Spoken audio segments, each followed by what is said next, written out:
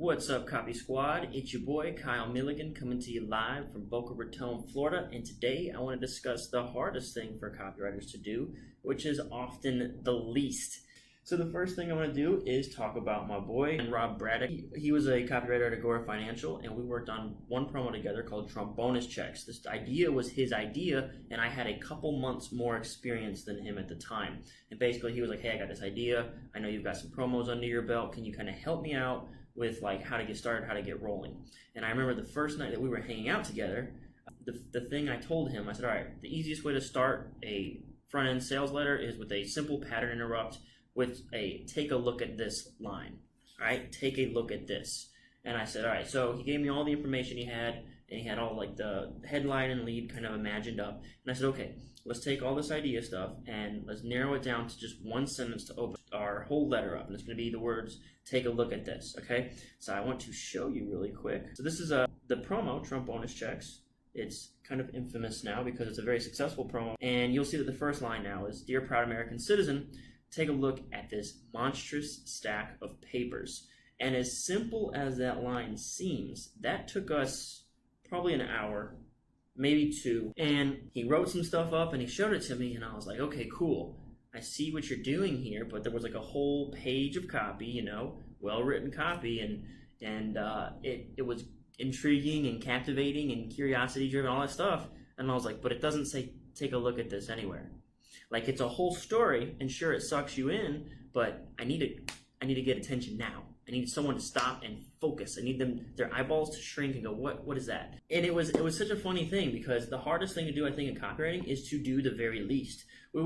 I think a lot of times we want to overwrite. We want to tell a big story, and we want to have all this big idea larger than life and this and that. And I think at the end of the day, what works is simplicity. Simplicity, and every single word matters, and it's like super short and to the point. So some of the things that I thought about while I was thinking about this idea was like this old quote: if I had more time, I would have written a shorter letter.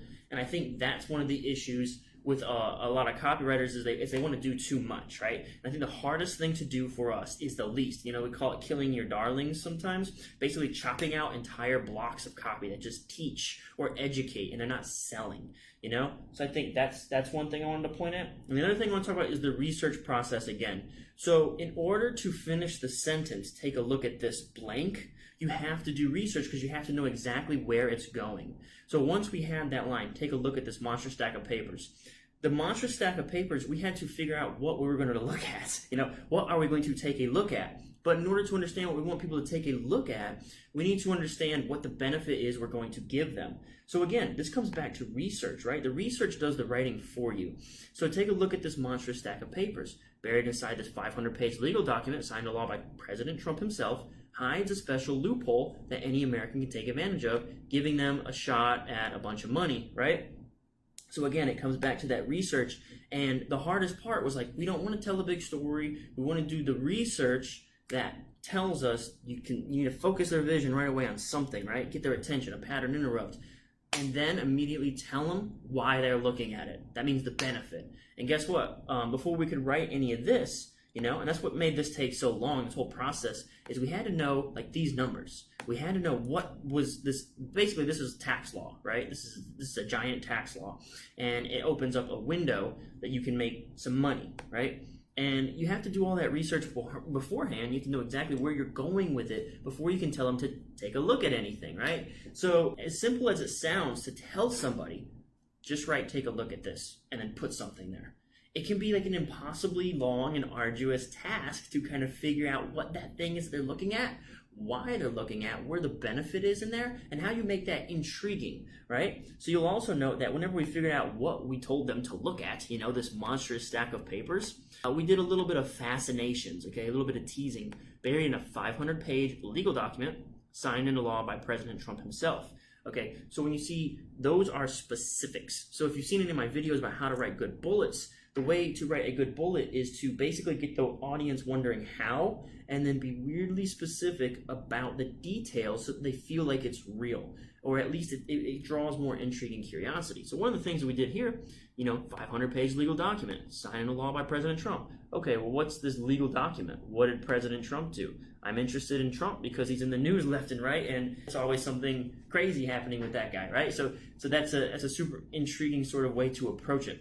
And again, that origin story, I'll always love that origin story because it's like a huge learning experience for him, for me, and I feel like that was like a breakthrough for both of us to realize like this copywriting thing is it's the hardest part is not overwriting, not doing too much, not trying to be too clever, too creative. I say all the time, I'm not very creative or clever. Everything that I do comes from the research. If you look at these first couple lines, there is nothing special about mine or Rob's writing within these first couple lines. It is a monster stack of papers. It is 500 pages. It was signed into law by President Trump. It does have what we label a loophole in the tax code, and these are real examples of people making money, right? And I know a lot of people want to use their like writing prowess and their skills and their cleverness and get crazy with it, but really it's just the research. We just took one piece of research and then put another one and another one and another one.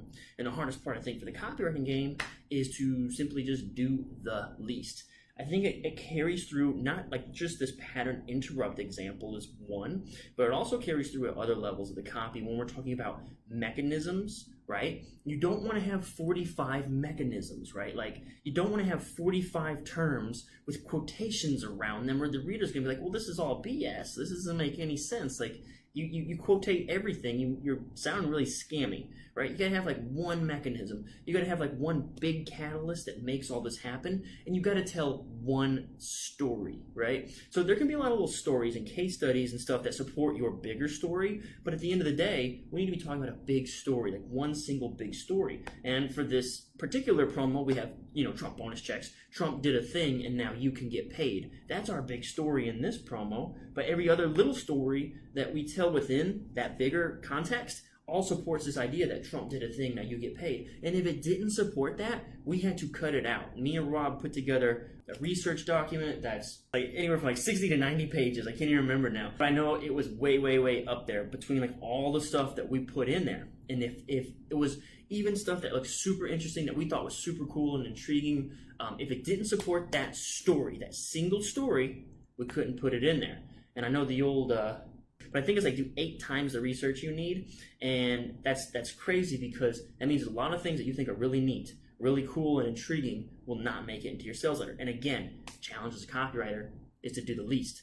So that's all I got for you today, Copy Squad. I hope this was informative. Peace out, Copy Squad.